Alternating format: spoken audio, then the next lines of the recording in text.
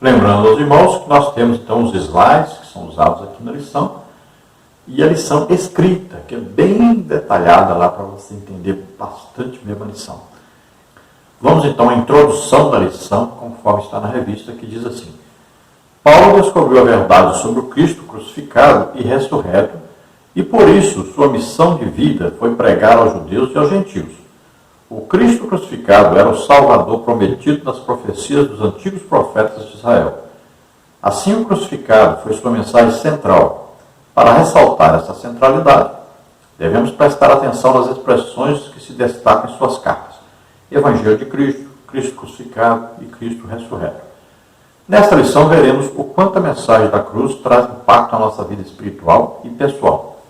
Então, veja, Paulo foi criado aos pés de Gamaliel, que ensinava que vinha o Messias, que ia destruir o Império Romano, restaurar o poder a Israel e governar sobre a nação de Israel.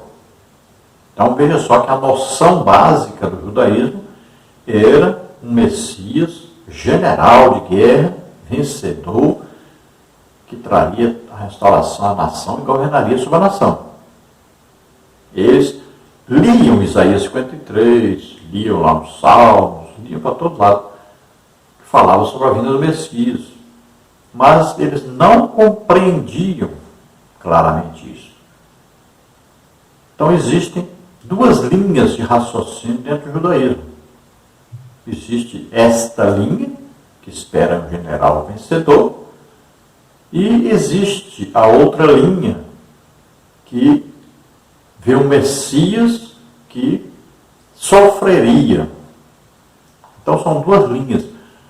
Na maioria das vezes, o que eles entendem? Eles entendem que são dois Messias, na verdade. Um sofredor e um vencedor. Então eles ficam confusos nessa parte, eles não compreendem. Porque esta revelação só é dada pelo Espírito Santo. E a pessoa precisa ouvir o Evangelho e crer no Evangelho para ser salvo. Sem isso, não há salvação. Então eles continuam na sua religiosidade e na tentativa de cumprir a lei para se justificar. Por isso a Bíblia diz que o remanescente é que será salvo. No final da grande tribulação, eles vão clamar pela vinda do Messias, de Jesus Cristo, e ele virá, descerá sobre o Monte das Oliveiras, e ele começará um reino sobre eles, que é o milênio. Então Paulo acreditava sim no Messias vencedor, um general de guerra, que os livraria do poder dos romanos. Então, quando ele tem um encontro com Jesus, então cai por terra tudo isso que ele aprendeu sobre o Messias.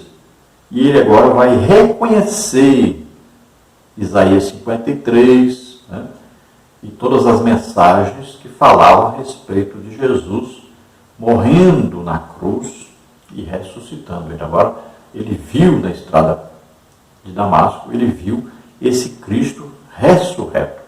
Ele já sabia da história que se passou ali. Ele conheceu várias pessoas que estiveram presentes na morte de Jesus na cruz. Ele sabia disso. Todos falavam desse Jesus. Então, para ele, aquele Jesus era um falso Messias. Mas agora não. Agora ele vê esse Messias vivo. Então agora ele acredita no verdadeiro Evangelho. Ele agora acredita em Isaías 53. Ele sabe o que significa Isaías 53. Todas as mensagens falando a respeito do Messias, do sofredor, ele agora entende. Ele sabe que Jesus veio, morreu na cruz e ressuscitou. Então ele viu Jesus no caminho para Damasco. Falou com Jesus, escutou Jesus falar com ele. Então agora ele tem uma mudança radical. Agora ele recebeu o Espírito Santo e agora ele compreende o Evangelho. Então ele vai pregar o Evangelho. Que Evangelho? O Evangelho falando disso, porque os judeus não ensinavam isso, não compreendiam isso. Então ele vai pregar exatamente o que eles necessitam para ser salvos. A mensagem da cruz. Jesus morrendo numa cruz e ressuscitando. No tópico 1 nós temos a centralidade da pregação de Paulo, Subtópico 1, o ministério da pregação e o Cristo crucificado. Sem menosprezar os demais escritores do Novo Testamento, indiscutivelmente, o apóstolo Paulo foi o maior teólogo cristão e doutrinador do cristianismo. Suas cartas, baseadas na fidelidade dos ensinos de Cristo, lançaram os fundamentos das doutrinas cristãs. Embora Paulo não tenha convivido fisicamente com Jesus, ele recebeu toda a revelação do próprio Cristo, Gálatas 1,12, para pregar o Evangelho sem se opor aos ensinos dos outros apóstolos. Por intermédio desse ministério, judeus e gregos, orgulhosos de sua religiosidade e conhecimento, descobriram que a manifestação da sabedoria de Deus ao mundo é o Cristo crucificado. Por isso, judeus e gentios são chamados por Deus para ver no crucificado o único meio de salvação e da verdadeira sabedoria. 1 Coríntios 1, 24. Então vemos aí, que mais da metade do Novo Testamento são os escritos do apóstolo Paulo. Mas esses escritos, eles não vão contra o que os apóstolos ensinavam. Não, porque o Espírito Santo nunca traria uma mensagem para uns e para um outro ao contrário desta. Então tudo tem a coordenação aí do Espírito Santo. Ele que inspirou tudo que foi escrito na Bíblia. Então tudo isso concorda, Não tem nada, um escrevendo e o outro sendo contra. Então Paulo, tendo estudado minuciosamente o Antigo Testamento, foi muito mais fácil para o Espírito Santo ensiná-lo sobre as doutrinas bíblicas. Veja bem, quando ele fala em Gálatas 3,13, Cristo nos resgatou da maldição da lei, fazendo maldição em nosso lugar, porque está escrito: maldito aquele que for pendurado no madeiro. Onde é que o Espírito Santo pegou isso para Paulo entender? Pegou no Antigo Testamento, em Deuteronômio, que falava que o pendurado era maldito de Deus. Tinha que ser sepultado, não podia ficar para outro dia. Então, olha só, o Espírito Santo pega uma palavra do Antigo Testamento e ele dá luz, ele revela isso. Então, Paulo entendeu claramente esta palavra olhando no Antigo Testamento. Então, ele vai escrever isso aos Gálatas. É assim que acontece, é a revelação de Deus. Você pega uma coisa no Antigo Testamento e o Espírito Santo ilumina aquela palavra, traz revelação daquela palavra. Aí você entende do cristianismo o que significa. Por quê?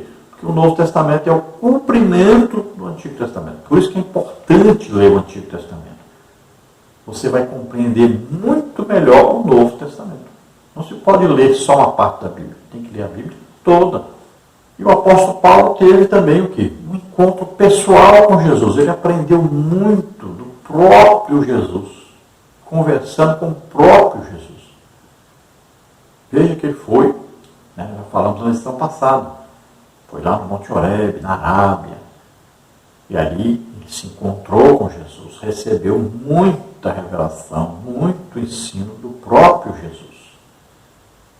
Então veja que ele foi um privilegiado, por quê? Por causa da sua fé, por causa da sua entrega total a Deus. E o apóstolo Paulo, como ele tinha acesso aos gregos devido ao seu nascimento, numa cidade grega, que o Império Romano depois dominou, então ele teve uma educação grega.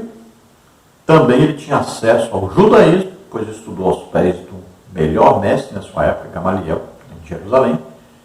Então ele tinha acesso a esses dois povos e ele pôde pregar, penetrar com o Evangelho e ensinar a todos eles, pregar a todos eles, que a mensagem, tanto para um que buscava sabedoria humana, intelectualidade, quanto para o outro que buscava sinal, buscava cumprimento da lei. Então ele ensinou para os dois que a mensagem para os dois era a mesma, a mensagem da cruz. Era Jesus Cristo morrendo na cruz, em nosso lugar. Veja só. É a mesma mensagem para todos. Então, tanto faz judeus como gentios. Todos precisam ouvir a mesma mensagem bem simples, pregada, ensinada, falando a respeito de Jesus morrendo por nós na cruz e ressuscitando no terceiro dia. Esse é o Evangelho que traz salvação. Esta é a verdadeira sabedoria de Deus revelada em Cristo. Subtópico 2, a palavra da cruz é a loucura da pregação. Em uma das cartas de Paulo lemos, porque a palavra da cruz é loucura, 1 Coríntios 1,18. Havia uma mentalidade na época paulina em que a palavra da cruz era uma afronta aos religiosos e filósofos. Por exemplo, acreditar que uma execução romana podia ser um instrumento pelo qual a salvação dos pecadores fosse consumada era tolice para eles. Nesse sentido, a cruz de Cristo não produziu atração, mas rejeição, pois era um instrumento de suplício e morte. Então, olha só, a palavra da cruz é loucura. Para quem? Para aqueles que se perdem, aqueles que não creem nessa palavra, nesse ensino, nessa pregação. Olha, aprova a Deus salvar os crentes pela loucura da pregação. Então, parece loucura. Então, os judeus queriam um general. Aí, vencendo batalhas. Veja só, esperavam um homem muito bonito, muito alto, forte, poderoso, que reunisse os exércitos e vencesse os romanos. Os gregos esperavam alguém muito sábio, um filósofo, que escrevesse livros, olha só, que falasse da filosofia grega, né, e que pudesse dominar o mundo pela intelectualidade. Veja só. Dois contrários. Mas Deus vem com a sua sabedoria e apresenta Jesus Cristo. Olha, nascido numa caverna, colocado numa manjedoura, uma vida muito simples, humilde, manso, sofredor, apresenta uma morte na cruz, que era lugar de quê? Quem é que morria na cruz? Assassino, ladrão, malfeitor, quem se levantasse contra o Império Romano. Olha só, os romanos usavam a cruz para matar assaltantes, ladrões, assassinos e quem se levantasse contra o Império Romano. E os judeus matavam geralmente apedrejada a pessoa, depois pregavam uma árvore para mostrar para todos, olha, aqui está o desobediente aos seus pais, aqui está o rebelde, aqui está que não cumpre a lei. Então colocava lá uma árvore pendurada. E a Bíblia dizia, pendura na árvore, mas não deixa todo dia. Enterra, senão a terra será maldita por causa disso, se você não enterrá-la no mesmo dia. Então olha só, a cruz, tanto para os gentios, quanto para os judeus, era lugar de maldito, de pessoa que não prestava morrer. Então era loucura para eles isso. Era escândalo para os judeus. Mas o Messias poderoso, vencedor nosso, morre numa cruz? Isso não existe, nunca vai acontecer. E os gregos, o sábio inteligente, que não gosta nem de guerra, nem de violência, morrer numa cruz? Isso não existe. Então vamos no subtópico 3 para os judeus e gregos. A cruz era considerada loucura porque chocava a sabedoria humana. Enquanto os judeus queriam sinais físicos, milagres, visíveis, os gregos desejavam argumentos filosóficos que mostrassem a lógica da mensagem. Assim, o conteúdo da mensagem de Paulo gerava escândalo para os judeus, pois a cruz não era um espetáculo suntuoso e, ao mesmo tempo, contrariava a retórica erudita dos filósofos gregos por causa da sua simplicidade, 2 Coríntios 11:3. Entretanto, embora simples, a mensagem de Paulo era poderosa em Deus, 1:18. A palavra da cruz preenche as necessidades da alma humana, enquanto a sabedoria humana não faz. O Evangelho é poderoso para salvar o homem que crê. Logo, para os que perecem, a palavra da cruz é loucura. Mas para nós, os cristãos, é o poder de Deus para salvar o ser humano. Então veja, esses dois povos, né? Judeus e gregos. Os gregos aqui representando aí todos os gentios. Então veja que um busca uma coisa, o outro a outra.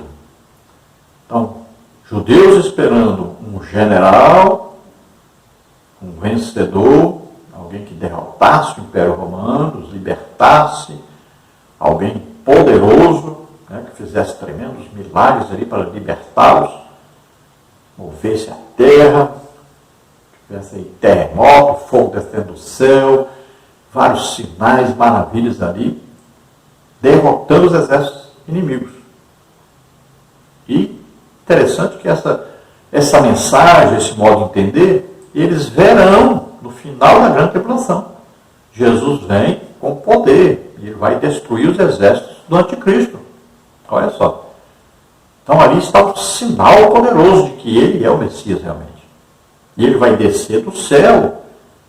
Veja só, ele vai pisar um monte das oliveiras que vai se rachar. Olha aí, outro sinal poderoso de que ele é Deus. Então, essa visão do Messias, eles vão ter realmente no final da grande tribulação. Mas, essa vinda de Jesus confundiu a todos os judeus, porque ele não veio desta maneira. Então, eles ficaram confusos. Então, eles criam no Messias, mas no Messias desse que vai vir no final da grande tribulação. Mas eles se esqueceram de como estava escrito a respeito da vinda do Messias, em Isaías 53, por exemplo. Como um sofredor, como alguém que ia morrer numa cruz. Veja só. O próprio João Batista pregou a eles dizendo, aí está o Cordeiro de Deus que tira o pecado do mundo. Está indicando Cordeiro, sacrifício. Então veja só, eles não compreendiam essa parte do Evangelho. Então, no final da grande tribulação, eles vão ver isso que realmente eles queriam. Então eles não entenderam, não compreenderam. A mensagem da cruz para eles era absurda, era um escândalo, não existia, não poderia acontecer.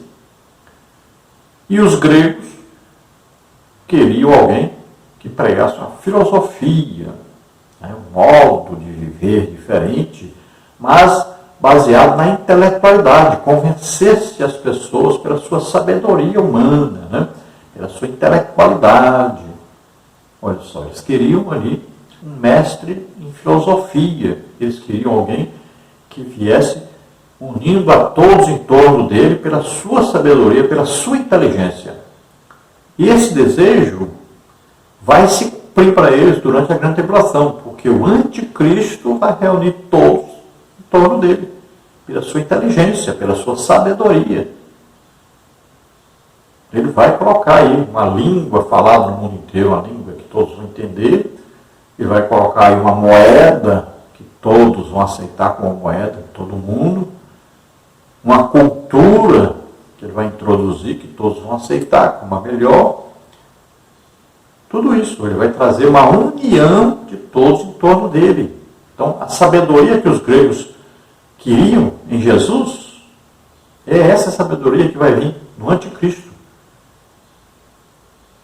Veja só que coisa impressionante, na grande tribulação vai ser realizada, então, a visão do Messias dos judeus e a visão do Messias dos gregos. Veja só. Então, eles não podiam compreender. Era escândalo para os judeus, o Messias, o Salvador, morrer numa cruz.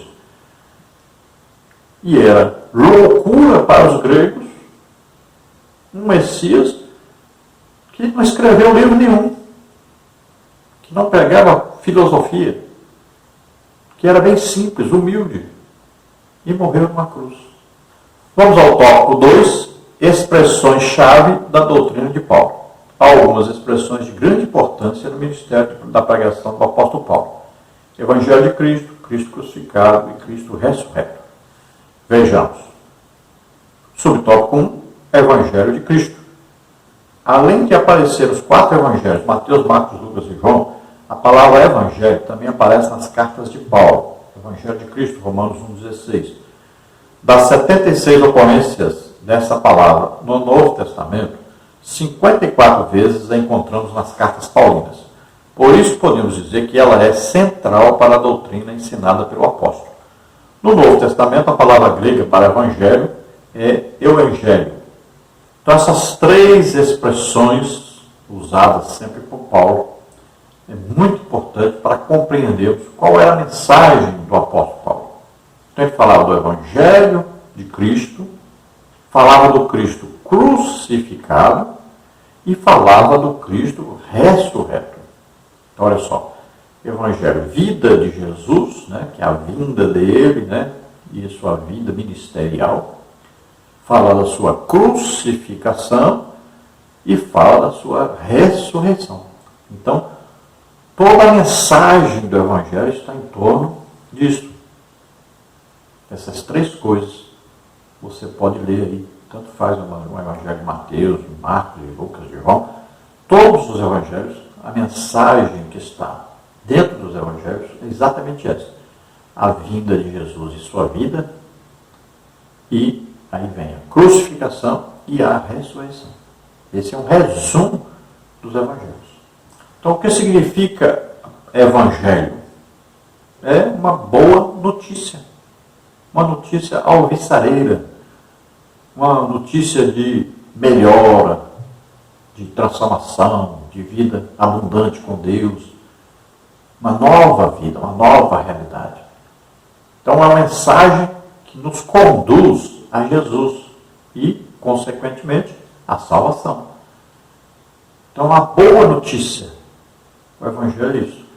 Então, nós devemos pregar o Evangelho. O Evangelho é uma boa notícia de salvação para todos. Paulo chamava isso de o Evangelho de Deus. Muitas vezes ele disse o meu Evangelho, né? Se referia ao Evangelho como meu Evangelho. Dizia, meu Evangelho diz o quê? Que Jesus veio na terra, viveu como homem, morreu na cruz por nós e ressuscitou. Então essa é a mensagem do Evangelho. Então esse Evangelho traz a oportunidade a todos de serem salvos, desde que a pessoa acredite na pregação desse Evangelho.